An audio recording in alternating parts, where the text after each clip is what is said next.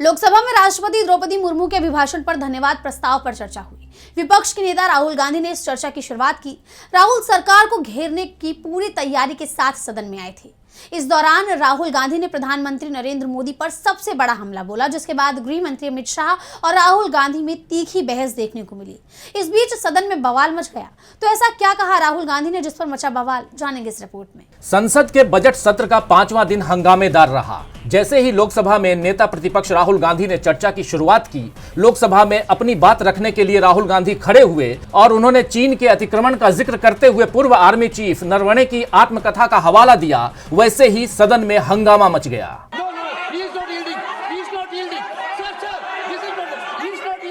दरअसल कांग्रेस सांसद राहुल गांधी ने सदन में डोकलाम की घटना का जिक्र करते हुए कहा कि सेना प्रधानमंत्री से कार्रवाई का आदेश मांग रही थी। रक्षा मंत्री को बार बार फोन लगाया जा रहा था, लेकिन सेना को कार्रवाई के आदेश नहीं दिए जा रहे थे। 4 चीनी टैंक भारत की धरती पर आ रहे थे।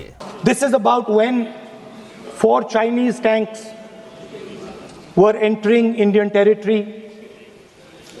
They were taking a ridge in Doklam.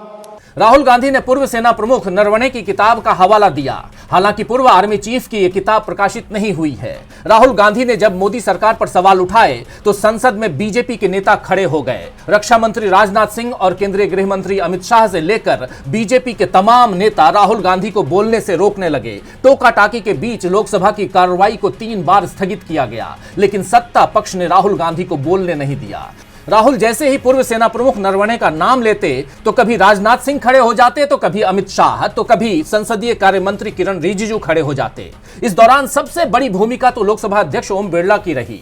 उन्होंने रूल 349 का हवाला देते हुए कहा कि आप किसी भी अखबार, किसी भी मैगजीन या किसी भी किताब का जिक्र यहां नहीं कर सकते हैं, जिसके बाद ओम बिरला ने माइक का कंट्रोल बंद करने का निर्देश दिया। यानी राहुल गांधी को अपनी बात पूरी करने से रोक दिया गया। बाद में राहुल गांधी ने संसद के बाहर आकर अपनी बात रखी। उन्होंने कहा कि मैंने जो कुछ कहा वो सच था, लेकिन मुझे बोलने नहीं दिया गया।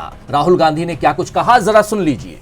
मैं ये कह रहा हूं कि नरवणे जी ने प्रधानमंत्री जी के बारे में, राजनाथ सिंह जी के बारे में अपनी किताब में साफ लिखा है। वो एक आर्टिकल में आया है, मैं आर्टिकल को कोट कर रहा हूं, मुझे बोलने नहीं दे रहे हैं। मैं नहीं बोल रहा हूं, नरवणे जी ने ये किताब लिखी है। वो डरे हुए हैं क्योंकि अगर वो निकला तो नरेंद्र मोदी और राजनाथ सिंह की जो रियलिटी है वो लोगों को पता लग जाएगी कि जब चाइना हमारे सामने खड़ा था, आगे आ रहा था, 56 इंच की छाती को क्या हुआ था, उस लाइन में है। राहुल गांधी के समर्थन में अखिलेश यादव ने भी आवाज उठाई है। उन्होंने कहा कि चीन के मुद्दे पर नेता प्रतिपक्ष को बोलने देना चाहिए। अध्यक्ष महोदय, चीन का सवाल बहुत सेंसिटिव है। अगर कोई सुझाव ऐसा है देश के हित में, तो मैं समझता हूं लीडर ऑपोजिशन को पढ़ देना चाहिए। यानी राहुल गांधी के समर्थन में पूरा विपक्ष एकजुट दिखाई दिया।